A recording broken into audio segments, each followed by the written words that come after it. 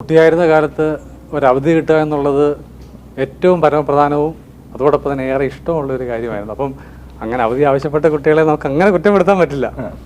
അതെ, തീർച്ചയായിട്ടും. അത് അവധി എന്ന് പറയുന്നത് നമുക്ക് എല്ലാവർക്കും, ഞാൻ സ്കൂളിൽ പഠിക്കുമ്പോഴെല്ലാം അവധി ഉണ്ടെങ്കിൽ വളരെ സന്തോഷമുള്ള ഒരു കാര്യമാണ്.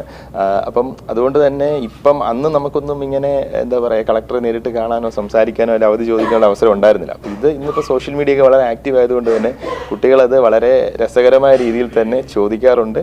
അപ്പം നമ്മളും പലപ്പോഴും രസകരമായ രീതിയിൽ തന്നെ മറുപടിയും കൊടുക്കാറുണ്ട് എന്നുള്ള കാര്യത്തിൽ. അപ്പം ചിലതൊക്കെ വളരെ നല്ല രീതിയിൽ, ഇപ്പം ഇന്നലെ ട്രെൻഡിങ് ആയിട്ടുള്ള എല്ലാ കളക്ടറേയും പേജിലുള്ള ട്രെൻഡിങ് ആയിട്ടുള്ള മെസ്സേജ്, കളക്ടർമാരെല്ലാം രാജിവെക്കുക എന്നുള്ളതായിരുന്നു മെസ്സേജ്. അവധി കൊടുത്തില്ലെങ്കിൽ കുട്ടികൾക്കെല്ലാം ഭയങ്കര സങ്കടമാണ്.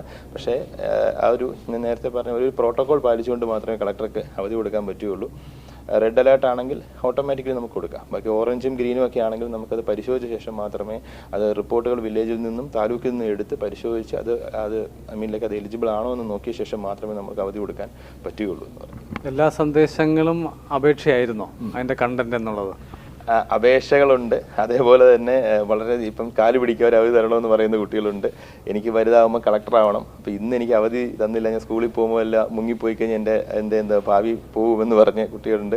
ഇന്ന് എൻ്റെ അവസാന ദിവസമാണ്, ഇതിന് ഉത്തരവാദി കളക്ടറാണ് എന്ന് പറയുന്ന കുട്ടികൾ. അങ്ങനെ വളരെ രസകരമായ മെസ്സേജസ് വരുന്നുണ്ട്. എന്നാൽ ചില മെസ്സേജുകൾ അതിൻ്റെ ഒരു സഭ്യതയുടെ ഒരു രീതിയിലല്ലാത്ത മെസ്സേജുകൾ വന്നിട്ടുണ്ട്.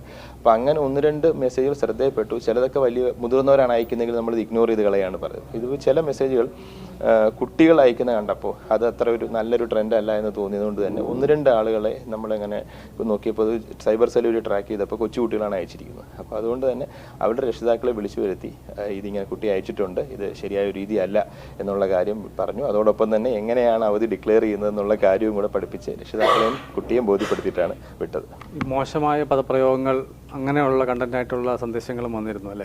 തീർച്ചയായിട്ടും. അങ്ങനെയുള്ള മെസ്സേജസ് എന്ന് പറഞ്ഞാൽ പലതും ചിലതൊക്കെ ഫേക്ക് അക്കൗണ്ടിൽ നിന്നാണ് പലപ്പോഴും മെസ്സേജ് അയക്കുന്നതെന്ന് പറഞ്ഞാൽ. അപ്പോൾ മോശമായ രീതിയിലുള്ള മെസ്സേജുകൾ വരുന്ന ഫേക്ക് അക്കൗണ്ട്. പക്ഷേ ചില മെസ്സേജുകൾ എന്ന് പറഞ്ഞാൽ നമുക്ക് കാണുമ്പോൾ അറിയാം ഇതെന്ന് പറഞ്ഞു കഴിഞ്ഞാൽ അതൊരു കുട്ടി അല്ലെങ്കിൽ അങ്ങനത്തെ ഒരാളാണ് അയച്ചിരിക്കുന്നത്. പക്ഷേ ഇപ്പം മുതിർന്ന ആൾക്കാർ അയച്ചാൽ നമ്മൾ ഇഗ്നോർ ചെയ്യും, അത് അവരുടെ ഇഗ്നോറൻസ്. പക്ഷേ കൊച്ചുകുട്ടികൾ അയച്ചപ്പോഴാണ് അതൊരു ശരിയായ ഒരു രീതിയിലല്ല, ഒരു കുറച്ച് ഡേഞ്ചറസ് ആണെന്ന് തോന്നിയത് കൊണ്ട് തന്നെ അത് രക്ഷിതാക്കളുടെ അറിവോടുകൂടിയല്ല അയച്ചിരിക്കുന്നത്. അപ്പോൾ മേ ബി ഇവർ ഫ്യൂച്ചർ വേറൊരു വലിയൊരു ട്രബിളിലായിരിക്കും ചെന്ന് ചാടുന്നതെന്ന് തോന്നുന്നതുകൊണ്ട് സോഷ്യൽ മീഡിയയുടെ ഒരു യൂസേജ് കൃത്യമായിട്ട് എങ്ങനെ ചെയ്യണം, അത് റെസ്പോൺസിബിൾ ആക്കണം എന്നുള്ള രീതിയിൽ സന്ദേശം കൂടാണ് വിളിച്ച് പറഞ്ഞു കൊടുത്തത്.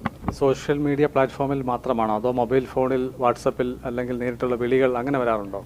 ഇതുവരെ എനിക്ക് തോന്നുന്നു വാട്സാപ്പ് നമ്പർ കിട്ടിയിട്ടില്ല, അതുകൊണ്ട് വാട്സാപ്പിൽ വിളിച്ചിട്ടില്ല. പക്ഷേ എൻ്റെ ഫോണിലൊക്കെ വിളിച്ച് രാത്രിയിൽ ഒരു 11 മണി 12 മണിക്ക് ആകുമ്പം രക്ഷിതാവാണ് എന്ന് പറഞ്ഞുകൊണ്ട് തന്നെ കുട്ടികൾ വിളിക്കാറുണ്ട്. പല കുട്ടികളും എൻ്റെ വീട്ടിൽ എന്താ പറയുക, അവർക്ക് മഴ നല്ല പോലുണ്ട്, അത് നാളെ അവധി കൊടുക്കണം എന്ന് പറഞ്ഞ് തന്നെ വിളിക്കാറുണ്ട്. അപ്പോൾ അവരോടൊക്കെ നമ്മൾ സംസാരിച്ച് ആ ഒരു രീതിയിൽ തന്നെയാണ് മറുപടി കൊടുക്കുന്നത്. എല്ലാ കോളുകളും വിളിച്ചിരിക്കുന്നു. ഒരുപക്ഷെ മുതിർന്നവരുടെ മൊബൈൽ ഫോൺ ഉപയോഗിച്ച് കുട്ടികൾ വിളിച്ചിട്ടുണ്ടാവും. തീർച്ചയായിട്ടും. കാര്യം ഇതിനകത്തെന്ന് പറഞ്ഞാൽ എനിക്കിപ്പോഴും ഓർമ്മയുള്ളൊരു കാര്യം, ഒരു രക്ഷിതാവ് ഒരു കമൻറ്റ് ഇട്ടിട്ടുണ്ട് ഫേസ്ബുക്കിൽ, എനിക്ക് അവധി വേണമെന്ന് പറഞ്ഞു. അതിനുശേഷം ഫേസ്ബുക്ക് മെസ്സഞ്ചറിൽ തന്നെ മെസ്സേജ് വന്നിട്ടുണ്ട്, എൻ്റെ മോനാണ് ഇട്ടിരിക്കുന്നത്, ഒരു കാരണവശാലും ഇവന് അവധി കൊടുക്കരുത്, വീട്ടിൽ ഇരുന്ന് ശരിയാവില്ല എന്ന് പറഞ്ഞുള്ള മെസ്സേജുകളും വന്നിട്ടുണ്ട്.